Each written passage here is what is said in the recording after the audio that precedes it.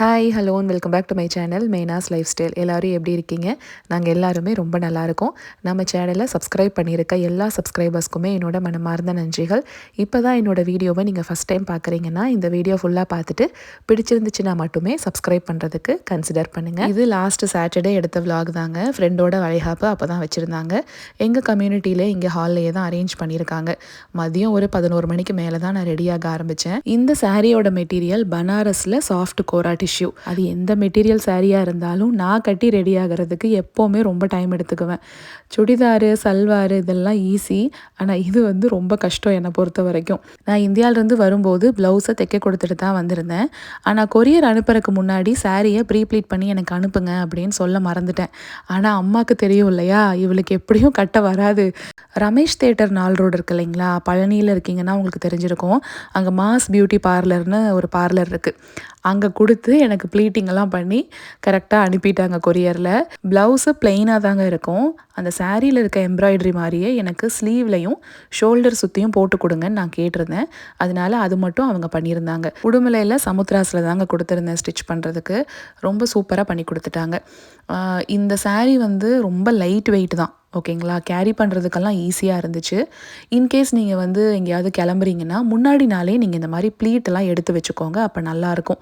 நீங்கள் வெளியில் ப்ளீட் பண்ணுறதுக்கு கொடுக்குறீங்கன்னா சொல்லியே கொடுத்துருங்க, டிஷ்யூ சாரீ கொஞ்சம் ஹீட்டிங்கெல்லாம் பார்த்து யூஸ் பண்ணுங்கள் அப்படின்னு. அது அவங்களுக்கே தெரிஞ்சிருக்கும். இருந்தாலும் ஜஸ்ட் ஒரு இன்ஃபர்மேஷன் மாதிரி நீங்கள் கொடுத்துருங்க.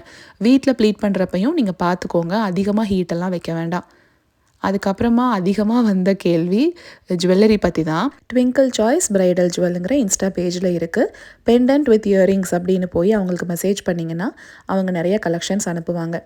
நான் இந்த 2 கலர் மட்டும் சூஸ் பண்ணியிருந்தேன். இது மிக்ஸ் அண்ட் மேட்ச் பண்ணிக்கலாம். செயின் ஒன்று தான், இந்த பெண்டன்ட் மட்டும் நம்ம மாற்றிக்கலாம். என்னோடய வெட்டிங் ஆனிவர்சரி ஷார்ட்ஸில் பார்த்துருந்தீங்கன்னா இந்த க்ரீன் கலர் பெண்டன்ட் தான் நான் போட்டிருந்திருப்பேன். ஏன்னா அன்னைக்கு வந்து ஒரு க்ரீன் கலர் சாரீ தான் கட்டியிருந்தேன். ஒயிட் சாரீ தான் அப்படிங்கிறனால இந்த டார்க் க்ரீனுமே நான் போட்டிருக்கலாம். ஆனால் அந்த அக்வா ப்ளூ மாதிரி இருக்கு இல்லைங்களா, டீல் ப்ளூ, இது போடும்போது இன்னுமே கொஞ்சம் நல்லா இருந்தது. பிங்க்கு ஒயிட்டு அப்படின்னு வேறு எந்த கலரும் என்கிட்ட இல்லை. இந்த சாரீக்கு பெருசாக ஜுவல் போட்டாலுமே ரொம்ப நல்லா இருக்காது, சிம்பிளாக இருந்தால் தான் நல்லாயிருக்கும். அதனால இதுவே போட்டாச்சு.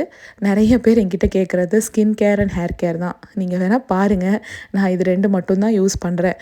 சும்மாலாம் நான் சொல்லலை, நிஜமாக யூஸ் பண்ணுறது இந்த ஃபேர் அண்ட் லவ்லியும் பாண்ட்ஸ் பவுடரும் தான். ஃபவுண்டேஷன் எல்லாம் இருக்குது, ஆனால் அது பெரிய ஃபங்க்ஷன், ரொம்ப கிராண்டாக எங்கேயாவது கிளம்புறோம் அப்படிங்கிறப்ப மட்டும்தான் அந்த ஃபவுண்டேஷன்லாம் யூஸ் பண்ணுறது. மற்றபடி இதுவே போதும். அதுவும் இல்லாமல் இந்த ஃபேர் அண்ட் லவ்லி மாதிரி வேறு எதுவுமே நமக்கு அந்த க்ளோ இன்ஸ்டண்ட்டாக கொடுக்குறதே இல்லை.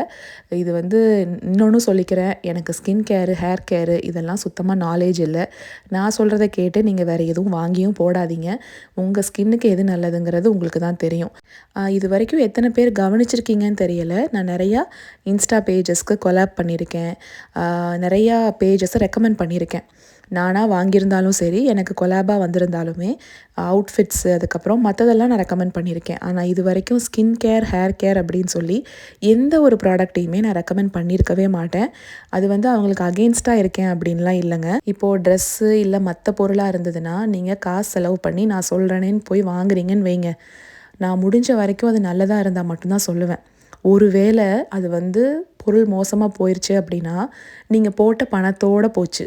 ஆனால் இந்த ஸ்கின்னுக்கு ஹேருக்கு இது நல்லா இருக்குது, இது நீ வாங்கு அதை நீ வாங்குன்னு நான் சொல்லி அதை நீங்கள் வாங்கி போட்டு உங்கள் ஸ்கின்னில் ஏதாவது பிரச்சனை வந்துருச்சுன்னு வைங்களேன், அது வந்து ரொம்ப தப்பாயிரும். நீங்கள் காசுக்கு காசும் போச்சு, உங்களோட ஸ்கின்லையும் ஹேர்லையும் ஏதாவது பிரச்சனை வந்துருச்சு அப்படின்னாலும் அதுக்கு பொறுப்பு நான் ஆயிடுவேன். அது வந்து ரொம்ப தப்பாயிரும். இப்போ நானே யூஸ் பண்ணுறதுக்கு தயங்குற ஒரு ப்ராடக்டை நிச்சயமாக உங்களுக்கு நான் சொல்ல மாட்டேன். நான் நெகட்டிவாக உங்களுக்கு இன்ஃப்ளூயன்ஸ் பண்ணலை. நான் என்ன சொல்கிறேன்னா, உங்கள் ஸ்கின்னுக்கு எது சூட் ஆகுமோ அதை பார்த்து வாங்குங்கன்னு சொல்கிறேன். மார்க்கெட்ஸில் நிறைய ப்ராடக்ட் இருக்குது, நிறைய பேர் வந்துட்டு உங்களுக்கு ரெக்கமெண்டேஷன்ஸ் கொடுப்பாங்க. உங்களுக்கு பிடிச்சிருக்கு ட்ரை பண்ணணும்னு நினைக்கிறீங்கன்னா வாங்கி கையில் போட்டு பாருங்கள். ஒரு வாரத்துக்கு யூஸ் பண்ணுங்கள். உங்களுக்கு வேறு எந்த இரிட்டேஷனும் இல்லை அப்படிங்கிற பட்சத்தில் உங்கள் ஃபேஸ்க்கு நீங்கள் ட்ரை பண்ணி பாருங்கள்.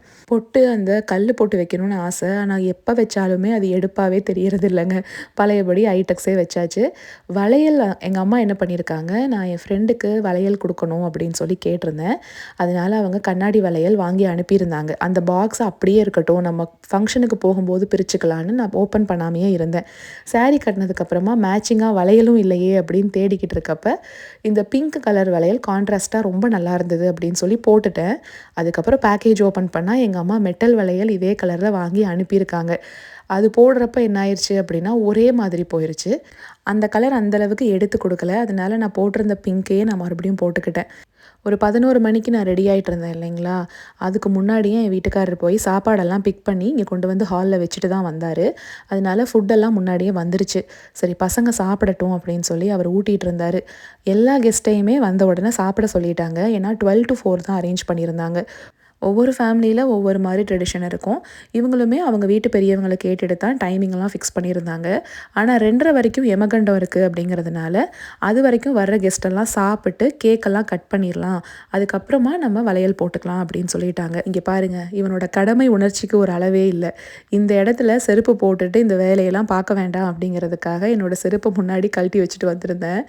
இங்கே ஒரு செருப்பு அம்மாவது மாதிரியே இருக்கே, அப்போ அம்மா என்ன போட்டிருக்கா அப்படின்னு வந்து பார்த்துட்டு போகிறாரு.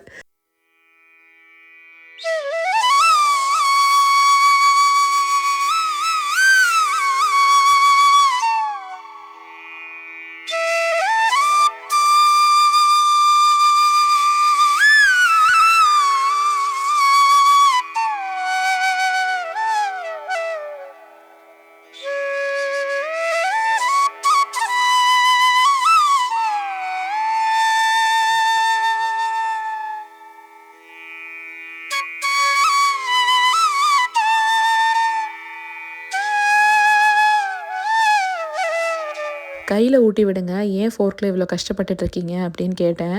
அவங்க அண்ணன் ஃபோர்க்கில் சாப்பிட்றானா, அதனால் நானும் ஃபோர்க்கில் தான் கட் பண்ணி ஃபோர்க்கில் தான் வச்சு கொடுக்கணும்னு உன் பையன் ஆர்டர் போட்டுக்கிட்டு இருக்கான், என்னால் முடியலை அப்படின்ட்டு இருந்தார். ஸ்வீட்டில் ஏற்கனவே அங்கே டேபிளில் பாதுஷா இருந்தது. அதுக்கப்புறம் இங்கே ஆர்டர் கொடுத்த இடத்துல குலாப் ஜாமுன், அதுக்கப்புறம் சால்னா இருந்தது. இது கத்திரிக்காய் சால்னான்னு நினைக்கிறேங்க. அதுக்கப்புறமா சிப்ஸு, ரைத்தா, காலிஃப்ளவரில் மஞ்சூரியன் மாதிரி செஞ்சுருந்தாங்க. மஷ்ரூம் பிரியாணி இருந்தது.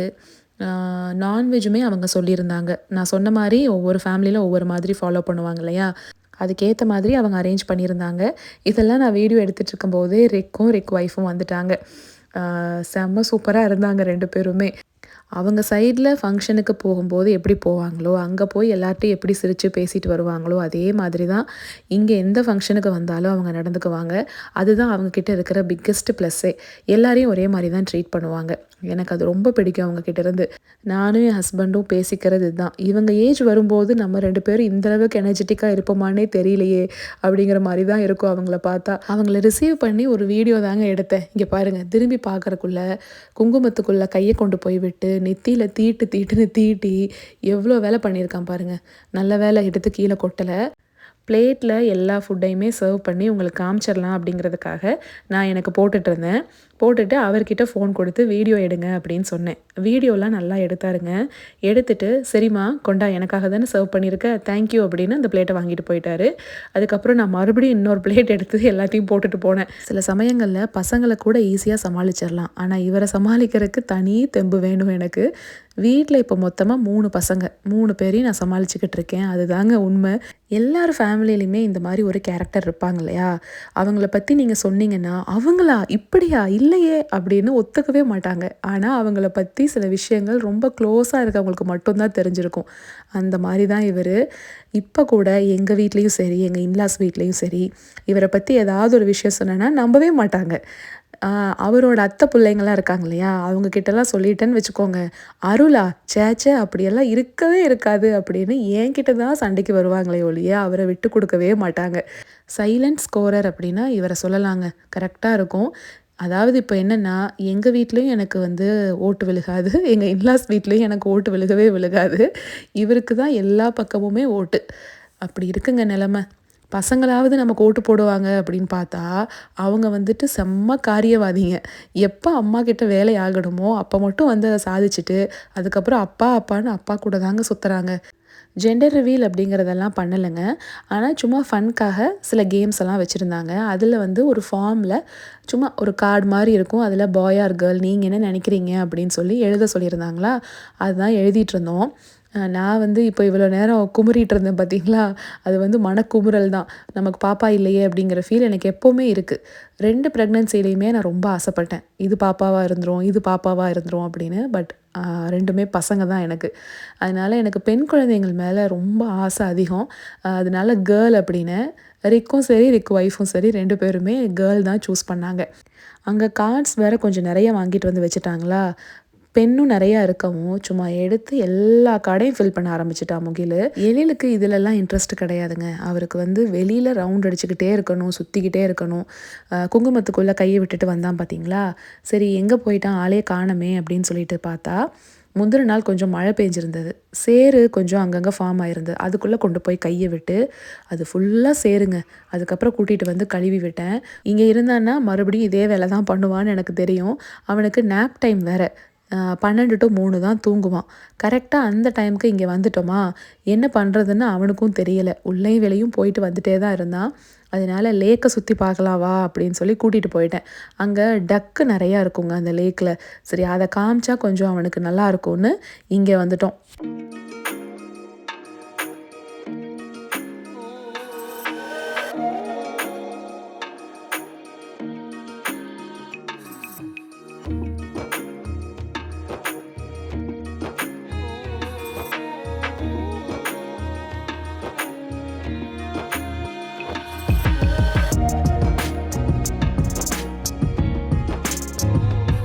குழந்தைங்களுக்கு எப்போவுமே ஒரு பழக்கத்த நம்ம பழக்கி விட்டுட்டோம்னா, அதையே பிடிச்சுக்குவாங்க இல்லையா?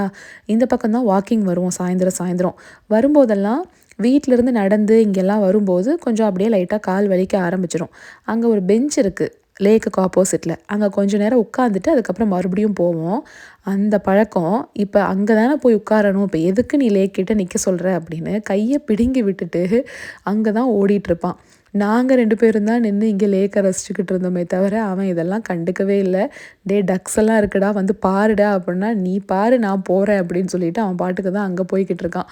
அவங்க அப்பாவும் நானும் தான் இருந்து இந்த டக்ஸ் எல்லாம் என்ன பண்ணிக்கிட்டு இருக்குன்னு பார்த்துக்கிட்டு இருந்தோம்.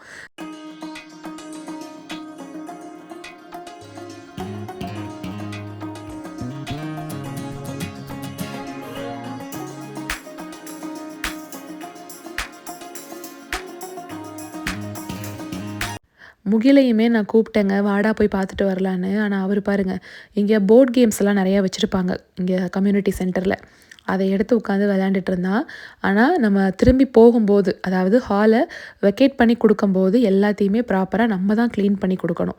அதனால எல்லாத்தையுமே கரெக்ட்டா அவங்க அப்பா எடுத்து வச்சுட்டுருந்தாரு.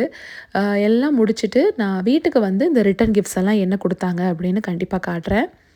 பலூன்ல அவன் பேர ஃபுல்லா எழுதிட்டுருந்தான். ரிக்கு பார்த்துட்டே இருந்தாரு. அவரு ப்ரொனவுன்ஸ் பண்றதுக்கு ரொம்ப ட்ரை பண்ணாரு. அவருக்கு இவனோட பேரெல்லாம் தெரியும். ஆனா, இன்னைக்கு தான் அந்த ஃபுல் ஸ்பெல்லிங்க அவரு பார்க்குறாரா, அவர கூட நானே ப்ரொனவுன்ஸ் பண்ணி பார்க்குறேன் அப்படின்னு தோர்முகில் லா வர்மன், லா வர்மன் அப்படின்னே படிச்சுட்டு இருந்தாரு. அதுக்கப்புறம் கரெக்ட்டா சொல்லிட்டாரு. நீங்களே கேளுங்க. Thormugil Lavarman. முகில விட அவருக்கு தான் ஒரே குஷி. கரெக்ட்டா சொல்லிட்டேன் அப்படின்னு. அதுக்கப்புறம் நான் எழிலையும் அவரையும் வீட்டுக்கு அனுப்பிட்டேன். 2 பேரும் போய் தூங்குங்க அப்படின்னு சொல்லிட்டு, கடைசி வரைக்கும் இருந்து இங்கெல்லாம் கிளீன் பண்ணிட்டு அதுக்கப்புறமா தான் போனோம். இந்த வேப்பங்குச்சி இருக்கு பார்த்தீங்களா? இது காப்பு மாதிரி நம்ம அப்படியே கட்டி கையில போட்டு விடுவாங்க. ஸோ அது வந்து ஃப்ரெண்ட் ஒருத்தவங்க வீட்ல வச்சிருக்காங்க வேப்ப மரம். அவங்க எடுத்துட்டு வந்திருந்தாங்க. அதனால நானும் அவங்களும் சேர்ந்து ஃப்ரெண்டுக்கு போட்டு விட்டோம். எல்லாம் முடிச்சுட்டு சாயந்தரமா தான் வீட்டுக்கு வந்தோம் நானும் முகிலும். கொஞ்சம் டயர்டா தாங்க இருந்தது. அது சாரி என்னதான் லைட் வெயிட்டா இருந்தாலும் நமக்கு ஒரு மாரி கசகசன்னு இருக்கும் இல்லையா? அந்த ஃபீல் தான். வீட்டுக்கு வந்த உடனே எனக்கு போய் சேஞ்ச் பண்றது கூட தோணல.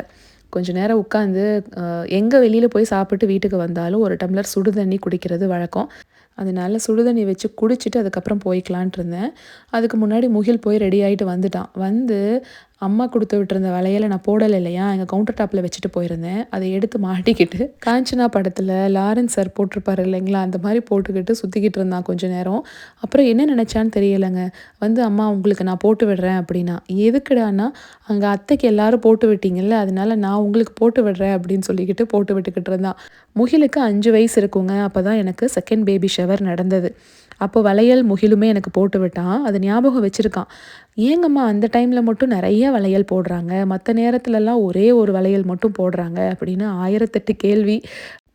எல்லாத்துக்குமே பதில் சொல்லிட்டு அதுக்கப்புறமா வந்து தான் ரிட்டன் கிஃப்டெல்லாம் ஓப்பன் பண்ணி பார்த்தேன். வளையல், மஞ்சள், குங்குமம் 2மே இந்த பவுச்சில் போட்டு கொடுத்துருந்தாங்க. அதுக்கப்புறம் இந்த பாக்ஸில் சாக்லேட்ஸ் இருக்குது, காமிக்கிறேன் உங்களுக்கு. ஃப்ரூட்ஸுக்கு 2 ஆரஞ்சு வச்சுருந்தாங்க. அதுக்கப்புறம் டீ ட்ரேயில் இந்த ஹேண்ட் லோஷன் இருக்குது இல்லைங்களா, அது கொடுத்துருந்தாங்க. கேண்டில் ஒன்று இருக்குது. மெட்டல் பேங்கிள் அப்புறம் மற்ற பேங்கிலெலாம் பார்த்தீங்கன்னா 2.6 கொஞ்சம் கஷ்டப்பட்டு போட்டேன்னா கரெக்டாக போயிடும் உள்ள. ஆனால் கண்ணாடி வளையல்லாம் 2.8 போட்டால் தான் எனக்கு கரெக்டாக இருக்கும். நிறைய விஷயங்கள் இந்தியாவிலேருந்து ஆர்டர் போட்டு அதுக்கப்புறம் அங்கேருந்து கொரியர் பண்ணி விட்டுருக்காங்க.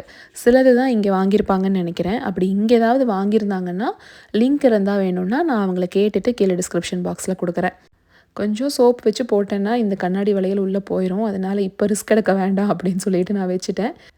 நல்ல வேலை குட்டி பையனும் அவங்க அப்பாவும் அப்போ தூங்கிட்டு தான் இருந்தாங்க. ட்ரெஸ் சேஞ்ச் எல்லாம் பண்ணிட்டு வந்து அதுக்கப்புறமா தான் அன்றைக்கி டீ போட்டு கொடுத்தேன். இந்த மாதிரி எங்கேயாவது வெளியில் கிளம்பி போகிறோம், அதுலேயும் சாரீ கட்டி வெளியில் போகிறோம் அப்படின்னாவே வீடும் சரி, நம்ம கிளம்புற அந்த ஏரியாவும் சரி பயங்கர மெஸ்ஸியாக தான் இருக்கும். எனக்கு அதை க்ளீன் பண்ணுறதுங்கிறது தான் ஒரு பெரிய தலைவலி. இது எல்லாத்தையும் மடித்து வைக்கணும். நம்ம போட்டுட்டு போன அக்சசரிஸ் எல்லாத்தையும் ப்ராப்பராக அதது இடத்துல எடுத்து வச்சுட்டு ரெகுலராக நம்ம என்ன போடுறோமோ அதெல்லாம் மறுபடியும் மாற்றணும். இதெல்லாம் அந்த டயர்டில் பண்ணுறதுக்கு எனக்கு தோணவே தோணாது. ஒரு சிலர் என்கிட்ட கேட்டுகிட்டே இருக்கிறது, நீங்கள் ரெகுலராக போடுற வளையலில் க்ளோஸ்அப்பில் காட்டுங்க, அதே மாதிரி உங்கள் தோடையுமே காமிங்கன்னு சொல்லியிருந்தீங்க. கோல்டு தாங்க, 2மே கோல்டு தான். இது கல்யாணத்துக்கு முன்னாடி வாங்கினது. இப்போ கல்யாணம் ஆகி எனக்கு 8 வருஷம் ஆகுது. ஸோ 8 வருஷத்துக்கு முன்னாடி வாங்கினது. அதுக்கப்புறம் கையில் போட்டிருக்க ரிங்கு பற்றி கேட்டிருந்தீங்க. அது என்ன ஒயிட் ஸ்டோனா அப்படின்னு. ஒயிட் ஸ்டோன்லாம் கிடையாதுங்க. அது கோல்டில் எல்லோ சஃபயர் வச்ச மாதிரி. எல்லோ சஃபயர்னால் புஷ்பராகம் அப்படின்னு சொல்லுவாங்க இல்லையா, அந்த கல் தான். ஸோ ஒயிட் ஸ்டோன் இல்லை, எல்லோ சஃபயர். அது எங்கள் மாமனார் தான் சூஸ் பண்ணி வாங்கினார். இது என்னோடய என்கேஜ்மெண்ட் ரிங்கு தான்னாலும் இது எனக்கு என் ஹஸ்பண்ட் போட்டு விடலை. ரிங்கெல்லாம் எக்ஸ்சேஞ்ச் பண்ணிக்கல. எனக்கு எங்கள் மாமியார் தான் ரிங்கு போட்டு விட்டாங்க. எங்கள் மாமனார் சொன்னது, இந்த கல் உனக்கு ரொம்ப நல்லதுமா, நீ விடாமல் போட்டுக்கோ அப்படின்னு சொன்னதுனால நான் இதை கழட்டுறதே இல்லை. என்னோடய 2 டெலிவரிக்கு மட்டும் நான் கழட்டினதோடு சரி. அதுக்கப்புறம் இந்த மோதிரம் மட்டும்தான் நான் போட்டுட்ருக்கேன். வளையல் இந்த வளையல் தான், தோடு இதே தோடு தான். ஒரு சிலர் கேட்டிருந்தீங்க இல்லையா, உங்கள் மேரேஜ் ஸ்டோரி ஒரு வீடியோவாக போடுங்க அப்படின்னு. ஒரு ஃபுல் வீடியோவாக போடுற அளவுக்கு விஷயம் அதில் எதுவுமே இல்லைங்க. நார்மலாக ரெகுலராக ஒரு ஃபார்மல் மேரேஜ் எப்படி நடக்கும் அந்த மாதிரி தான் இருந்தது. பட் ஒரு சில விஷயங்கள் வேணால் நான் இந்த மாதிரி விலாக்ஸில் அப்பப்போ சொல்லலாம். என்கேஜ்மெண்ட் ஜூன் 6 அன்னைக்கு நடந்துச்சு எங்களுக்கு. அன்னைக்கு காலையில் தான் நான் இவரை பார்க்குறேன். என் வீட்டுக்காரரை அன்றைக்கி காலையில் தான் நேரில் பார்க்குறேன். அதுக்கு முன்னாடி ஃபோட்டோவில் பார்த்தது. ஜூன் 2016 தான் என்கேஜ்மெண்ட்டு. அப்போல்லாம் வாட்ஸ்அப்பில் வீடியோ கால் ஃபெசிலிட்டி இல்லை. அப்போ ஸ்கைப் தான். எங்கள் வீட்டில் நெட் கனெக்ஷனும் கிடையாது. யார் வீட்டுக்காவது போய் அங்கே உட்காந்து தான் பேசணும். அப்போது எல்லோரும் முன்னாடியும் பேசுகிறது நீங்களே யோசித்து பார்த்துக்கோங்க எப்படி இருக்கும் அப்படின்னு. அதனால் அதிகமாக நாங்கள் வீடியோ கால்லையும் பேசலை. நேரடியாக என்கேஜ்மெண்ட் அன்னைக்கு காலையில் தான் நான் இவரை பார்க்குறேன். அதுக்கு முந்தின நாள் தான் அவர் லேண்ட் ஆகிறாரு யூஎஸ்லேருந்து. எங்கள் அப்பாவும் தம்பியும் போய் ஏர்போர்ட்டில் ரிசீவ் பண்ணி பார்த்துட்டு வந்துட்டாங்க. நம்ம அப்போல்லாம் கூட்டிகிட்டு போக மாட்டாங்க இல்லையா, காலையில் நிச்சயதார்த்தம். ஸோ டைரெக்டாக நான் அப்போ தான் இவரை பார்க்குறேன். முதல்ல பொண்ணு பார்ப்பாங்க இல்லைங்களா கோயிலில் வச்சு, அதுக்குமே அவர் வரலை. எங்கள் மாமனார், மாமியார், அதுக்கப்புறம் எங்கள் சின்ன மாமியார் வந்திருந்தாங்க. பொண்ணு வீடு மாப்பிள்ளை வீடு அப்படின்னு சொல்லிட்டு சொந்தக்காரங்க எல்லாத்தையும் கூட்டிகிட்டு வருவாங்க இல்லையா, அந்த டைம்லேயும் இவர் வரலை. ரீசன் என்னென்னா, இவர் இடையில 40 நாள் லீவ் போட்டுட்டு இந்தியாவுக்கு வந்திருக்காரு. இருந்துட்டு இங்கே திரும்ப யுஎஸ் வந்துட்டார். யுஎஸ் வர்றாரு. 10 நாளில் இந்த மாதிரி ஜாதகம் செட் ஆகிருக்கு அப்படின்னு இவருக்கு ஃபோன் வருது. இப்போ என்ன பண்ணுறது, ஒன்றும் பண்ண முடியாது. சரி நீங்களே போய் எல்லாம் பார்த்து அரேஞ்ச்மெண்ட்ஸ் பண்ணுங்கள், நான் நேரடியாக கல்யாணத்துக்கு வர்றேன் அப்படின்ட்டு தான் அவர் சொன்னது. ஆனால் எங்கள் வீட்டில் என்ன சொல்லிட்டாங்கன்னா, இல்லைங்க, ஒரு தடவையாவது உங்களை நாங்கள் நேரில் பார்த்தே ஆகணும். ஏன்னா பொண்ணு பார்க்குறப்பையும் நீங்கள் இல்லை, பொண்ணு வீடு மாப்பிள்ளை வீடு அந்த ஃபங்க்ஷன்லேயும் நீங்கள் இல்லை, கண்டிப்பாக நீங்கள் வாங்க ஒரு என்கேஜ்மெண்ட் வச்சுக்கலாம் அப்படின்ட்டு தான் எங்கள் அப்பா சொன்னது. கல்யாணத்துக்கு கொஞ்சம் டைம் தேவைப்பட்டது 2 ஃபேமிலி சைட்லேயுமே. அதனால உடனே நாங்கள் கல்யாணத்தை வைக்கலை. ஜூனில் என்கேஜ்மெண்ட் வச்சுக்கலாம் அப்படின்ட்டு தான் பிளான் பண்ணோம். ஃபஸ்ட்டே இவர் ஃபோட்டோ ஜாதகம்லாம் வரும்போது அதில் போட்டிருப்பாங்க இல்லைங்களா, கலிஃபோர்னியாவில் ஒர்க் பண்ணுறாரு அப்படிங்கும்போதே எங்கள் அப்பா என்ன பண்ணாருன்னா, எங்கள் அப்பாவோட மாமா இருக்கார் இல்லைங்களா, அவர் பையனும் அவங்க ஒய்ஃபும் இங்கே தான் இருக்காங்க கலிஃபோர்னியாவில். இவரும் கலிஃபோர்னியான்னு போட்டிருக்குன்னு சொன்ன உடனேயே எந்த ஏரியாவில் எக்ஸாக்டாக இருக்காங்கன்னு கேளுங்க அப்படின்னு இங்கே இருக்க எங்கள் மாமா கேட்டார். அப்புறம் அப்பா ஃபோன் பண்ணி எங்கள் மாமனார்கிட்ட கேட்கும்போது ப்ளசன்டனில் தான் இருக்கேன் அப்படின்னு சொல்லியிருக்காங்க. பார்த்தா எங்கள் மாமா அக்கா 2 பேருமே ப்ளசன்டன் தான். அதுக்கப்புறம் சரி ஃபோட்டோ அனுப்புங்க, ப்ளசன்டன் அப்படிங்கிறனால எங்கேயாவது நம்ம பார்த்துருக்க வாய்ப்பு இருக்குது அப்படின்னு சொல்லி ஃபோட்டோ அனுப்ப சொன்னாங்க. ஃபோட்டோ அனுப்புனா எங்கள் அக்கா கண்டுபிடிச்சிட்டாங்க. இவரை நான் இந்தியன் ஸ்டோரில் அடிக்கடி நான் பார்த்துருக்கேன். அப்போனா நம்ம போகிற இந்தியன் ஸ்டோர்னால் பக்கத்தில் இருக்கிற ஏதாவது ஒரு அப்பார்ட்மெண்ட்டில் தான் இவர் இருக்கணும் அப்படின்னு இவர் ஃபோன் நம்பர் வாங்கி கூப்பிட்டா எங்கள் அக்காவும் மாமாவும் இருக்கிற அப்பார்ட்மெண்ட்டுக்கு அப்படியே ஆப்போசிட் அப்பார்ட்மெண்ட்டில் தான் இவர் இருந்திருக்காரு. அதுக்கப்புறம் ஒரு நாள் வீட்டுக்கு வர சொல்லி பேசிட்டு எங்கள் மாமா ஃபோன் பண்ணி எங்கள் அப்பா கிட்ட, பையன் தங்கமான பையன், எதை பற்றி யோசிக்க வேண்டாம், நீங்கள் தாராளமாக கொடுக்கலாம், இங்கே தான் வரப்போகிறா, நாங்கள் பக்கத்தில் இருக்கோம், நாங்கள் பார்த்துக்குறோம் அப்படின்னு அவங்க சொன்ன அந்த ஒரு வார்த்தை தான். எங்கள் அப்பா அதுக்கப்புறமா மறு பேச்சே பேசலை, ஓகே அப்படின்ட்டு கல்யாணத்தை ப்ரொசீட் பண்ணிட்டாரு. ஆனால் அவர் சொன்ன கண்டிஷன், நிச்சயத்துக்கு கண்டிப்பாக நீங்கள் வந்தே ஆகணும், நாங்கள் உங்களை நேரில் பார்த்தே ஆகணும் அப்படிங்கிறது. இந்த உளுந்து துவையலோட ரெசிபியை சொல்லிவிட்டு மீதி கதையை சொல்கிறேன். 1 கப் ஃபுல்லாக வெள்ளை உளுந்து எடுத்து நல்லா வறுத்துக்கோங்க. மீடியம் ஃப்ளேம்லேயே தான் வச்சு வறுக்கணும். மீடியமுக்கும் கம்மியாக தான் நான் வச்சுருக்கேன். நல்லா 2-3 நிமிஷம் வறுத்துட்டு அதுக்கப்புறமா தேங்காய் எண்ணெய் 1 டேபிள் ஸ்பூன் அளவுக்கு ஊற்றிக்கோங்க. நல்லா வறுத்துக்கிட்டு இருக்கும்போதே ஒரு 4-5 பூண்டு, அதுக்கப்புறம் காரத்துக்கு ஏற்ற மாதிரி வரமிளகாய், இது பக்கத்தில் நின்று நல்லா பொறுமையாக வறுத்து விடுங்க. ஏன்னா ரொம்ப கருகியும் போயிடக்கூடாது, வறுபடாமையும் இருக்கக்கூடாது. நல்லா கலர் சேஞ்ச் ஆனதுக்கப்புறமா 1 கப் அளவுக்கு தேங்காய் பூ, புளி கொஞ்சமாக போட்டுக்கோங்க, ஒரு சின்ன நெல்லிக்காய் சைஸ் அளவுக்கு. தேவையான அளவுக்கு உப்பு வச்சு அரைச்சிக்கிட்டிங்கன்னா வெரைட்டி ரைஸ்க்கெல்லாம் ரொம்ப நல்லாயிருக்கும். பெருங்காயத்தூள் சொல்ல மறந்துட்டேன், பெருங்காயத்தூளும் போட்டுக்கோங்க. ஒரு டீஸ்பூன் அளவுக்கு போட்டிங்கன்னா போதும். இது எதுக்காக நான் செய்கிறேன்னா, ஃப்ரெண்டுக்கு வளைகாப்பு வச்சுருந்தாங்க இல்லையா, அதில் வெரைட்டி ரைஸே இல்லைங்க. நான் அங்கே போய் பார்த்ததுக்கப்புறம் தான் எனக்கு தெரிஞ்சுது, சரி வெரைட்டி ரைஸ் அவங்க ஆர்டர் பண்ணல போல இருக்குது அப்படின்னு. ஆனாலும் ப்ரெக்னெண்ட்டாக இருக்கும்போது அந்த சமயத்தில் வெரைட்டி ரைஸ் சாப்பிட்றதுக்கு நமக்கு கிரேவிங் அதிகமாக இருக்கும். அதனால தான் அந்த சமயத்தில் நமக்கு வெரைட்டி ரைஸே கொடுக்குறாங்க. அவங்க பேரண்ட்ஸ் இன்லாஸ் அப்படின்னு யாருமே பேபி ஷவருக்கு வரலை. டெலிவரி சமயத்தில் தான் அவங்க இன்லாஸ் வர்றாங்க. அம்மா கிட்ட நான் பேசிகிட்டு இருக்கப்போ அம்மா என்ன சொன்னாங்கன்னா, இல்லைம்மா டெலிவரிக்கு முன்னாடி நீயாவது செஞ்சு கொண்டு போய் கொடுத்துரு, கண்டிப்பாக அவங்க சாப்பிடணும் அப்படின்னு சொன்னதுனால சரி நமக்கு தெரிஞ்ச ஏதாவது வெரைட்டி ரைஸ் செஞ்சு கொண்டு போய் கொடுப்போன்னு தான் செஞ்சுக்கிட்டு இருக்கேன். தேங்காய் சாதம் பண்ணியிருக்கலாங்க. ஆனால் எனக்கு என்னன்னே தெரில, அந்த சமயத்தில் தேங்காய் சாதம் அப்படிங்கிறதே எனக்கு ஸ்ட்ரைக் ஆகலை. நான் லிஸ்ட்டு போடுறேன் என்னென்ன வெரைட்டி ரைஸ் எல்லாம் இருக்குது அப்படின்னு. புளியோதரை, லெமன் ரைஸ், தயிர் சாதம், மல்லி சாதம், தக்காளி சாதம்லாம் கூட ஞாபகம் வந்தது. தேங்காய் சாதத்தை எப்படி நான் மறந்தேன்னே தெரில. எப்படியோ மறந்துட்டேன். ஆனால் செஞ்சு கொண்டு போய் நான் அவங்கக்கிட்ட சொல்லலை, சர்ப்ரைஸாக தான் போனேன். போனால் அவங்க தேடினது ஃபஸ்ட்டு தேங்காய் சாதத்தை தான். அடடா அப்படின்னு சரி கண்டிப்பாக இன்னொரு நாள் நான் செஞ்சு கொண்டு தரேன் அப்படின்னு சொல்லிட்டு வந்தேன். அம்மா செஞ்சு கொடுத்துருந்தாங்க இல்லையா இந்த புளியோதரை மிக்ஸு, அது போட்டு ஈஸியாக புளியோதரை கிளறியாச்சு. இப்போ பேக் டு ஸ்டோரி. இந்த விசா ஃபார்மாலிட்டிஸ் எல்லாம் கொஞ்சம் சொல்லுங்கன்னு கேட்டிருந்தீங்க. இவர் அப்பாயின்மெண்ட் போட்டுட்டு தான் கல்யாணத்துக்கு வந்திருந்தார். இங்கே என்னென்னா, அந்த அப்பாயின்மெண்ட் போட்டதுக்கப்புறமா நம்ம கல்யாணம் முடிஞ்சு போகும்போது கண்டிப்பாக நம்ம மேரேஜ் சர்டிஃபிகேட் எடுத்துகிட்டு போகணும். ஸோ அந்த 2 வார லீவில் கல்யாணம், அதுக்கப்புறம் அவினாசியில் ரிசப்ஷன் நைட் இருந்தது, அடுத்த நாள் காலையில் கல்யாணம் இருந்தது. பழனியில் ஒரு நாள் விட்டு ரிசப்ஷன் வச்சுருந்தோம். அதுக்கப்புறம் இந்த ரெஜிஸ்டர் ஆஃபீஸ்க்கு போய் இந்த ஃபார்மாலிட்டிஸ் முடிச்சுட்டு அப்புறம் அதை எடுத்துகிட்டு போய் நாங்கள் சென்னையில் ப்ரொடியூஸ் பண்ணி விசா அதெல்லாம் பார்க்க வேண்டியதாக இருந்தது. அதுக்கப்புறமா ஒரே வாரம்தான். அதில் மேரேஜ் முடிஞ்சதுக்கப்புறம் விருந்து வைப்பாங்க இல்லைங்களா, அதுக்கு சொந்தக்காரங்க வீட்டுக்கு அங்கே இங்கேயும் போகிறதுல பாதி நாள் போயிடுச்சு. மீதி நாள் ஷாப்பிங்கில் போயிடுச்சு. எப்படி போச்சுன்னே தெரியலைங்க, கடகடன்னு ஓடிருச்சு. அந்தான்னு ஃப்ளைட் ஏறுற நாளும் வந்துருச்சு. முதல் தடவை அப்போ தான் நான் ஃப்ளைட் ஏறுறேன். அது வரைக்கும் நான் ஃப்ளைட்டில் போனதில்லை. போகிறேன், இவரோட போகிறேன், எல்லாரையும் விட்டுட்டு போகிறோம். அதுலேயும் புதுசாக ஒரு ஊர் அப்படிங்கிறப்பவே நமக்கு ஒரு மாதிரி இருக்கும். ஒரு நாட்டுக்கே புதுசாக நம்ம போகிறோமே, என்ன பண்ண போகிறோம் அப்படிங்கிறதே தெரியாத ஒரு ஃபீல். அடிவயிறெல்லாம் அப்படியே ஒரு கலக்கிட்டு தான் இருந்தது. எல்லாமே சேர்ந்த மாதிரியான ஒரு இமோஷன் அது. ஸோ அது இப்போ நினச்சா கூட எனக்கு ரொம்ப இமோஷனல் ஆயிடுவேன். 8 வருஷம் ஆச்சுங்க. அப்போ இருந்து இப்போ வரைக்கும் அப்படியே வண்டி ஓடிக்கிட்டு இருக்கு. இவ்வளோ தான் எங்களோட ஸ்டோரி. இதில் சொல்கிற அளவுக்கு பெருசாக இன்ட்ரெஸ்டிங்காக என்ன இருக்குதுன்னு எனக்கு தெரியலை. பட் போர் அடிச்சிருந்தா ஐம் சாரி. லெமன் ரைஸ் தாங்க தாளித்து விட்டேன். அது எல்லாருமே சூப்பராக செஞ்சுருவீங்க. இங்கே வந்து தக்காளி தொக்கு செஞ்சுருக்கேன். தக்காளி தொக்கு ரெசிபி ஏற்கனவே நான் போட்டிருக்கேன். அந்த வாரத்திலேயே நான் 3வது தடவை செய்கிறேங்க தக்காளி தொக்கு. தக்காளி தொக்கு போட்டு கிளறியாச்சு. மல்லி சாதம் ரெசிபி ஏற்கனவே டீட்டெயில்டாக நம்ம சேனலில் இருக்குது. இருந்தாலும் இப்போயும் சொல்லிடுறேன். இன்றைக்கி நான் இன்ஸ்டன்ட் பாட்டில் வைக்க போகிறேன். முன்னாடி இருக்கிற ரெசிபி தம் பிரியாணி ஸ்டைலில் அவனில் வச்சுருப்பேன். அந்த லிங்க் வேணும்னா நான் கீழே கொடுத்துட்றேன். இப்போது மல்லி சாதத்துக்கு ஒரு மிக்ஸி ஜாரில் ஒரு கட்டு கொத்தமல்லி, ஒரு கையளவுக்கு புதினா, காரத்துக்கு ஏற்ற மாதிரி நீங்கள் பச்சை மிளகாய் போட்டுக்கோங்க. நம்ம வரமிளகாய் தூளும் சேர்த்துக்குவோம். ஆனாலும் ஒரு 4 பச்சை மிளகாய் நான் எடுத்திருக்கேன். ஒரு 5, 6 சின்ன வெங்காயம். இது எல்லாமே நம்ம வெங்காயம்லாம் தாளித்து விட்டதுக்கப்புறமா அரைச்சிக்கலாம், இல்லாட்டி கருத்து போயிடும். ஹோல் கரம் மசாலா நீங்கள் எல்லாமே சேர்த்துக்கோங்க. என்கிட்ட அன்றைக்கி கல்பாசியெல்லாம் இல்லை. என்னென்ன இருக்கோ அது மட்டும் நான் சேர்த்துக்கிட்டேன். உங்ககிட்ட இருக்கிற எல்லா ஹோல் ஸ்பைசஸையும் ஒரு 1, 2 போட்டுக்கோங்க. ஒரே ஒரு பெரிய வெங்காயம் கட் பண்ணியிருக்கேன். இதுக்கு தக்காளி தேவைப்படாதுங்க. நம்ம தயிர் சேர்க்க போகிறோம். கிட்டத்தட்ட நம்ம பிரியாணி மாதிரியே தான் இருக்கும். ஆனால் கொத்தமல்லி புதினா ஃப்ளேவர் கொஞ்சம் அதிகமாக இருக்கணும். அந்த மாதிரி மட்டும் நீங்கள் பார்த்துக்கோங்க. சீரக சம்பா அரிசியை நான் ஒரு 1/2 மணி நேரம் ஊற வச்சுருக்கேன். நீங்கள் நார்மலாக சாப்பாட்டு அரிசியிலையும் செய்யலாம்.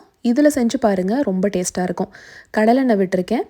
எண்ணெய் காஞ்சதுக்கப்புறமா ஹோல் ஸ்பைசஸ், ஒரு பெரிய வெங்காயம், ஒரு 4-5 முந்திரி பருப்பு சேர்த்துக்கோங்க. இஞ்சி பூண்டு பேஸ்ட்டாக இருக்கிறனால நான் 1 ஸ்பூன் சேர்த்துக்கிறேன். அது நல்லா வதங்கினதுக்கப்புறம் அரைச்சி வச்சுருக்கேன் இந்த பேஸ்ட்டு. இது நீங்கள் மெஷர் பண்ணிக்கோங்க. ரொம்ப தண்ணியாக அரைச்சிட்டிங்கன்னா தண்ணி அளவையுமே பார்த்து அந்த கொத்தமல்லி பேஸ்ட்டை சேர்த்துக்கோங்க. திக்காக அரைச்சிட்டிங்கன்னா பிரச்சனை இல்லைங்க. ரொம்ப தண்ணியாக போயிடுச்சுன்னா மட்டும் அளவு பார்த்துக்கோங்க. நான் வந்து தனியாத்தூள், மிளகாய்த்தூள் சேர்த்துருக்கேன். அதில் நான் காரம் இல்லாத காஷ்மீரி மிளகாய்த்தூள் 1 ஸ்பூனாக போட்டுக்கிட்டேன். 1 ஸ்பூன் தனியாத்தூள், உப்புக்கல் 1 டேபிள் ஸ்பூன் போட்டுக்கோங்க. 2 டேபிள் ஸ்பூன் அளவுக்கு தயிர், ஒரு 1/2 டீஸ்பூன் கரம் மசாலா. தண்ணி அளவுன்னு பார்த்தீங்கன்னா சீரக சம்பா 2 டம்ளர் நான் எடுத்திருக்கேன். 1 டம்ளருக்கு நீங்கள் ஸ்டவ் டாப்பில் வைக்கிறீங்கன்னா 1.25 தண்ணி கரெக்டாக இருக்கும். அந்த மசாலா பேஸ்ட்டையும் நம்ம சேர்த்துக்கணும். அதனால 1.25 கரெக்டாக இருக்கும். நான் இன்ஸ்டன்ட் பாட்டில் இன்றைக்கி 2 டம்ளர் அரிசி எடுத்திருக்கேன் இல்லைங்களா? மொத்தமாக நம்ம 4 டம்ளர் தண்ணி விடணும். நான் என்ன பண்ணேன்னா ஒரு 1/4 டம்ளர் குறைச்சி 3.25 நான் விட்டுட்டு உப்பெல்லாம் செக் பண்ணிக்கோங்க. செக் பண்ணிவிட்டு சீலிங் பொசிஷனில் விட்டுருங்க. இதில் டைமிங் பார்த்தீங்கன்னா 3 நிமிஷம் வச்சா போதும். ஸ்டீமெல்லாம் போனதுக்கப்புறம் ஓப்பன் பண்ணிங்கன்னா நல்ல உதிரியான மல்லி சாதம் ரெடி. ரொம்ப டேஸ்ட்டாக இருக்கும். இதுக்கு தயிர் பச்சடி இருந்தாவே போதும். ஆனால் இன்றைக்கி நான் வெரைட்டி ரைஸ் செஞ்சுட்டு தயிர் சாதமும் செய்கிறேன் அப்படிங்கிறதுனால தயிர் பச்சடி செய்யலை. இந்த சாதம் ரொம்ப நல்லா இருக்குங்க. கிட்டத்தட்ட பிரியாணி மாதிரியே தான். நீங்கள் நான்வெஜ் எல்லாம் செய்யாத சமயத்தில் இந்த மாதிரி செஞ்சு சாப்பிட்டு பாருங்கள், ரொம்ப டேஸ்ட்டாக இருக்கும். இதுக்கு நீங்கள் மஷ்ரூம் சுக்கா இல்லைன்னா வந்து காலிஃப்ளவர் 65 இந்த மாதிரி எது வேணாலும் சைட் டிஷ்ஷாக வச்சு சாப்பிடுங்க, ரொம்ப நல்லாயிருக்கும். ஒருவேளை நீங்கள் சாப்பாட்டு அரிசியில் வைக்கிறீங்கன்னா 4 நிமிஷம் வச்சுக்கோங்க. இல்லை பாஸ்மதி அரிசியில் செய்ய போகிறீங்கன்னா 2 நிமிஷம் வைங்க, கரெக்டாக இருக்கும். ஃபஸ்ட்டு பார்க்கும்போது உங்களுக்கு அரிசி வேகாத மாதிரி தாங்க தெரியும்.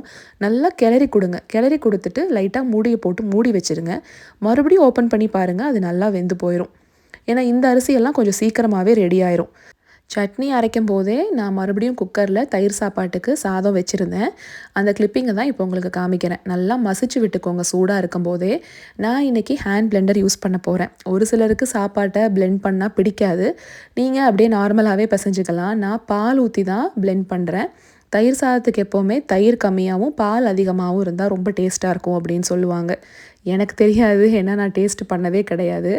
உப்புமே வந்து நான் செக் பண்ணலை. நேரடியாக அங்கே கொண்டு போய் அவங்களுக்கு தான் ஊட்டி விட்டேன். இந்த தயிர் சாதத்துக்கு பார்த்திங்கன்னா தாளிப்பு அப்படிங்கிறது ஆப்ஷனல் தான். ஒரு சிலர் மாதுளையெல்லாம் போடுவாங்க. என்கிட்ட அன்றைக்கி எதுவுமே இல்லை.